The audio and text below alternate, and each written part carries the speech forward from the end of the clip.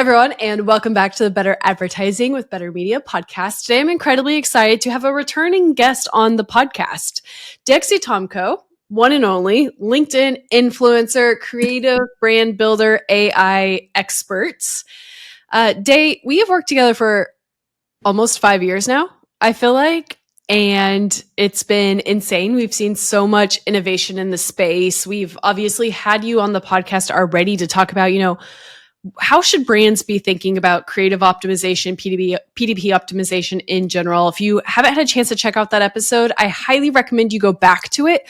We covered everything, I feel like. And again, as always, recommend people follow you on LinkedIn. You also post a lot of content on LinkedIn, new updates, brand building, creative storytelling, all of the things. I'm going to pause there. Do you have anything fun to say? Well, we have been working for... feels fine. I know you said 5 years, but it feels like it's longer, but also at the same time, it just feels like we just met. Yes. But a lot has changed on the platform since we've met, since we've been working together. And it's been really exciting to grow with the changes and see all the new things that they're testing and being part of those beta tests and just seeing the opportunities that Amazon is giving to brands to like really build their brands on the platform. I want to hit on that, actually. I typically see a lot of creative PDP building content coming from agencies. One of the reasons I love chatting with you is you are brand side. And not only brand side, but you do work for Nestle Health Science. So you get a really interesting perspective on working with some of the top supplement health and wellness brands in the space. So you get a lot of unique opportunities. I think you get the opportunity to do a lot of beta testing, but it's unusual to hear someone brand side who can speak as well to the industry as you can. And I mentioned that because I'm excited to have you on, but also because you recently got the opportunity to speak on stage and you got invited to speak at this year's Amazon Accelerate. So I wanted to shout that out of how incredible it is to have that opportunity, but also for you being such a thought leader in this space coming from brand side. Thank you. I'm so incredibly excited for that opportunity, and I can't wait. I mean, to be able to talk about something that I'm so passionate about. It's scary, but also not scary, because when I feel like I can talk about the thing that I love the most, it comes easy, you know? It comes easy and you do it really well, honestly. I think you're able to break things down in a way that people can understand. And also you take out a lot of the bias. Sometimes when agencies post content, they're doing it from a different perspective, but you're able to look at brand side. And a lot of our conversations have been about both, operationally, how do you do this? Agency side, their operations are built for systematically creating PDPs across thousands of SKUs. You have to figure out how to do that internally, which I think is a really unique perspective that you bring to the table. Yeah, being brand side and having the creative background that I have has been really special mix to it all, because as all of these rollouts are happening on Amazon and as we're wanting to grow our brands on Amazon, it takes that creative thinking and that creative strategy of like, okay, these are new modules, but like, how are we going to use those modules? And then I can bridge that gap between the digital shelf team that's doing the hard work of implementing all of these changes, but then also having the conversations with the creative team and how do we bring that strategy and those modules to life, right? Because it can get a little templated, but you can have fun with it. And all of these new additions are adding that ability to add interactive moments, that consumers can really connect with the brand. That's a fantastic call out, because I know historically there's been a lot of concerns with how do you build your brand on Amazon when it is such a templated environment, but you're really leaning in and saying, hey, the new modules, the new opportunities, the future of Amazon, I think, is giving brands that power to still stay within their guidelines, play within their rules, but also do a better job of telling that story. We're going to dive through some of those examples today. I know you've taken a lot of notes on some of the most recent rollouts that brands need to evangelize, in my opinion. But one that I want to shout out, not 100% sure if it's going to be live by the time this podcast is live, but if anyone's listening in and goes to the Garden of Life store right now and clicks on the new page, you're going to see a really incredible rollout that I think a lot of brands are going to be excited about. Can you tell us a little bit more about that experience and what happens if listeners go to the new page on the Garden of Life store? Yeah, so you actually were the first one to bring this to me. And it's funny because I had seen that module before and I didn't use it because at the time I didn't have it requires an 8-second video and I didn't have it. So I just was like, okay, I'll look at it another time. And then, of course, you're on top of it and you send me, it was a yogurt brand. Is it Oikios? I think so, yeah. I don't know how to pronounce it, but you sent it to me and I'm just scrolling and then all of a sudden this video pops up and auto plays and it takes up the whole window of your browser. And it's this 8-second, very like interactive video that shows their protein shake and the RTBs and how many proteins it has. And then boom, it goes away. And it was just such a cool moment and so disruptive that like, I wanted to see it again. So I just kept like refreshing, like, I want to see this. I think that alone makes it so that your brand stores don't have to be boring, right? Like now you have a moment that you can connect with the consumer. You can introduce new products. You can talk about your brand mantra or your brand ethos or really show the vibe of like who your brand is. It just helps you, again, tell a better story. And it's taking advantage of these little modules that are being added to add that interactivity that make it so that you are building, you're adding value.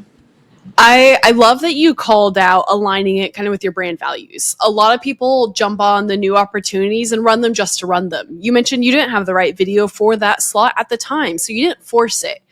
Instead, what you did is you took a really creative approach. You guys have a really big product launch coming up. I have had the chance to test the products. Don't ask me about my experience and my lack of reading instructions.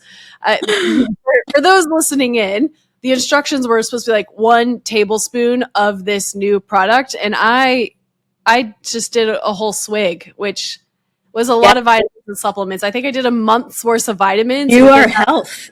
I am health. Follow me for more fitness and health and wellness tips. But it's a really exciting launch. You guys have done an incredible job. It's innovation in the category that I think the category is really going to latch onto. And when you had this release, you said, okay, now I have the perfect opportunity. Because it's something that you are wanting to disrupt your current base. You're not wanting to disrupt them in a way that's overzealous or distracting. Instead, you're coming in and you're saying, hey, anyone who's viewing the Garden of Life page and clicks the new buttons, obviously interested in our new product innovation. So let's maximize that opportunity to educate the customer. That's a huge call out. That's one of those things that I think as a brand, you know better than anyone else. You know exactly what kind of funnel your customers are going through and what type of narrative you're trying to portray to that customer. You did that so incredibly well with this launch in this store page. Yeah, it was fun. I honestly love looking at it. And I send it to people. I'm like, look how fun this is. Check this out. Yeah. And I'm excited to see more brands, to see how other brands use it. I've only so far seen the yogurt brand do it. So I'm constantly trying to look for other native brands to see if they've caught on to it yet.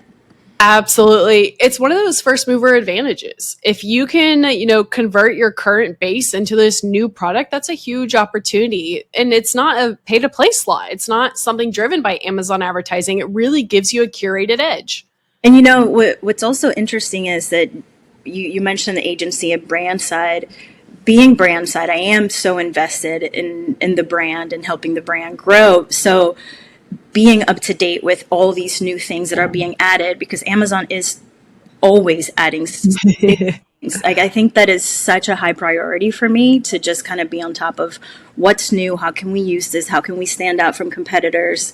And I think that's, key really to, again, continue to build your brand on Amazon. Absolutely. 5 years ago, maybe a little bit longer, the digital shelf wasn't near as crowded. So you could have a good main image and really stand out. Nowadays, everyone has a relative high amount of reviews on page one. Everyone's pricing is relatively similar. Everyone's trying to win the top placements on PPC. So these little opportunities to give you an edge before everyone else really makes a difference, especially with something as disruptive as this is. Yeah. Now, that being said, diving into that, I want to talk about the creative and AI side, but let's save that for the end. I know everyone's going to latch on to that piece. What are some of the other recent updates you've seen through Amazon stores in the last few months? So another one that I really, really like that I've been using is called Product Selector, and that's a quiz style module that helps consumers. It helps guide them to a product that they can use. So the way that I've used it is, for example, I set up a question of why are you here today, or how can we help you today? How are you feeling? And then it shows a selection of up to 6 statements, right? So I'm having trouble sleeping, or I need help with supplements for my pregnancy, or my child's a picky eater. Whatever it is that your brand is, you can find statements to meet the consumer needs. And then when they click on it, it shows them a selection of up to, I think, 4 or 5 products. So, for example, say that I clicked, I'm expecting, right, and I don't know what supplements to get. Well, this is especially important for brands that have a large catalog, because here's prenatal probiotics, here's prenatal multis, here's the DHA, like all these different things that you maybe didn't even know that you needed. Now I have, as a brand, helped guide you almost like a personal shopper, right? Of like, here are products that you can buy to help you with your need. How cool is that, That's incredible. One quick question. Is Amazon giving you the results of the responses at this point? So no, that's the one thing that I wish is added in a future. I'd love to see how these new modules are actually, what's the word that I'm looking for? How the customers interact with the new modules. Yes, like how they're interacting with it, and how is it moving the needle, right? Like, is it really having an impact? And I mean, I guess you could see it in like the dwell time of your store, and like there are indicators that you can lean on, but I would love to see like specific to, how many questions are they answering? Like, are they buying from those products that were selected? That makes sense. That's an incredible rollout. And I also think that rollout will lean into the future of how customers are shopping. We've seen a lot of announcements around like agentic shopping and using chat and a chat checkout. And the more Amazon incorporates those contextual, like you said, funnels that allow a customer to not just search with intent, but also understand the context to come to a better decision on what products for them outside of reviews, price, a digital shelf, it's going to be a huge opportunity. So you're already leaning into that as a brand, first mover advantage again, but now you're going to be able to build on top of that as we see the industry shift to more agentic search as well.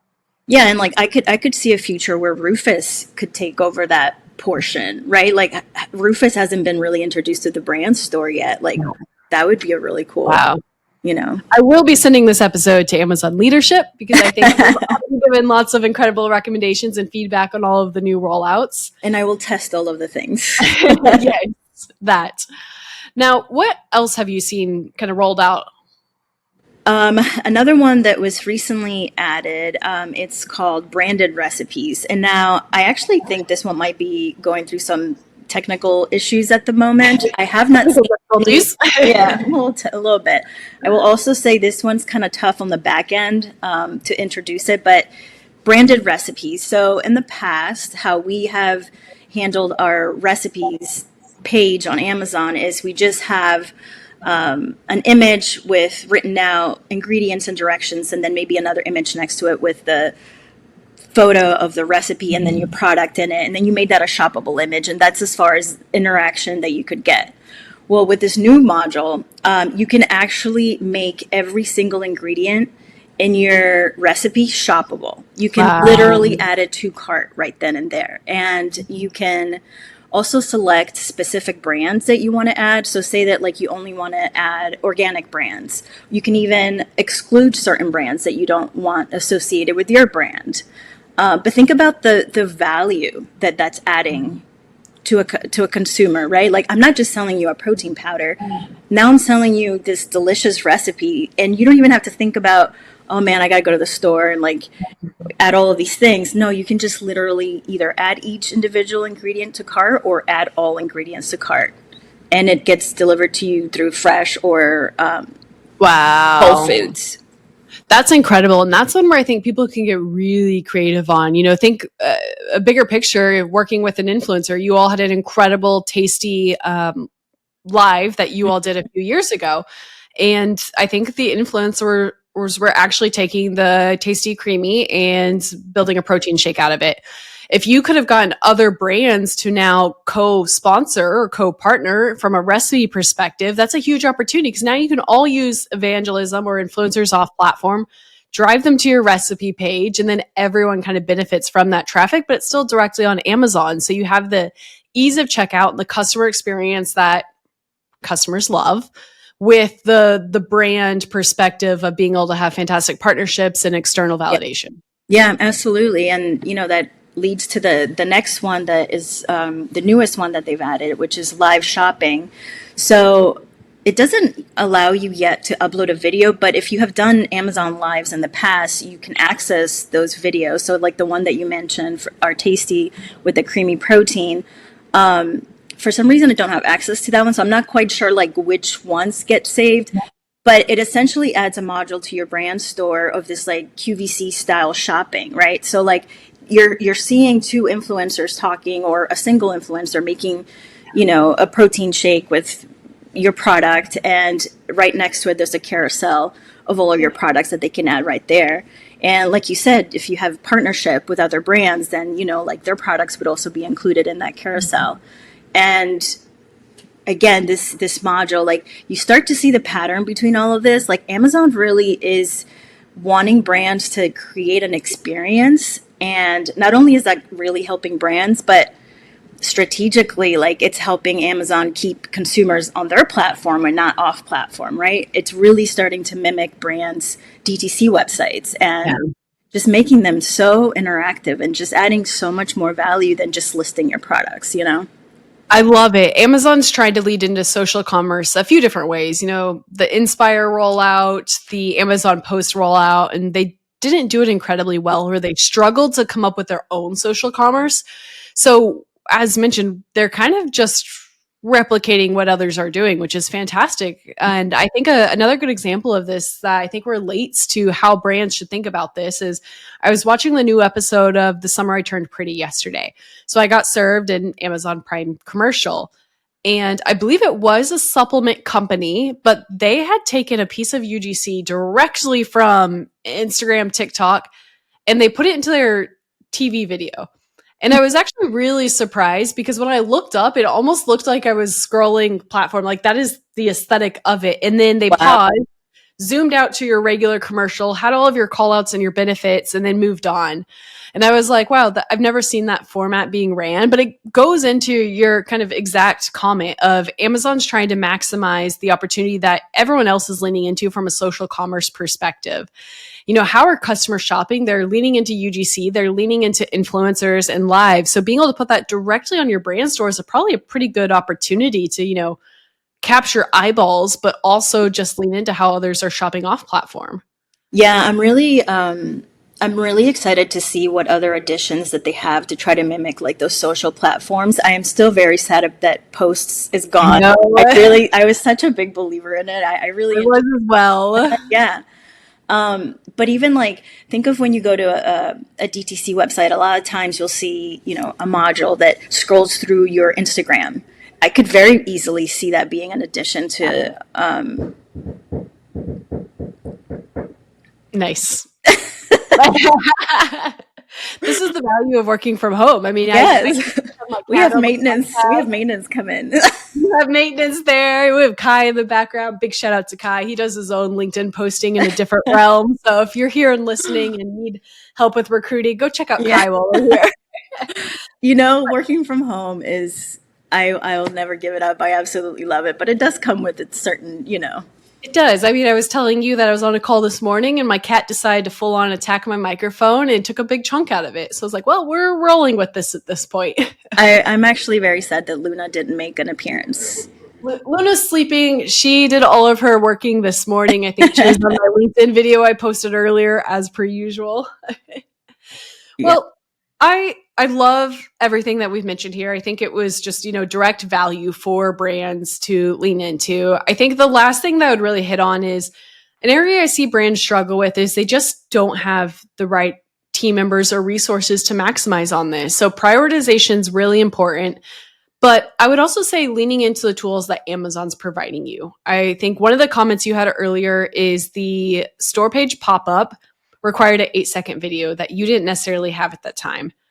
Now, this is one of Amazon's biggest areas of innovation. They're leaning into AI, they're leaning into creative and video.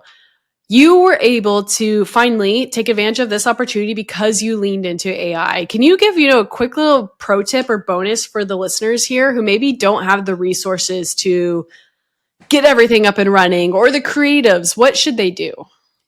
I mean, it's that has been such a game changer. These AI additions that Amazon is really leaning into. Like I said, having a bit of a creative background has helped a lot as well when it comes to prompting and honestly, just if you're good with AI, like you can work with all of these systems. So that video for the video reveal, it was a still image that I uploaded to Creative Studios, and I just gave it a prompt to animate the video. I wanted the fruits and vegetables to come falling down and to like slam on the table, and it did exactly that. And then I was able to add text on there. I was able to edit the text. It took maybe 30 minutes. That is incredible. Yeah. And incredible. In our brand side, like that would take weeks to get back, right?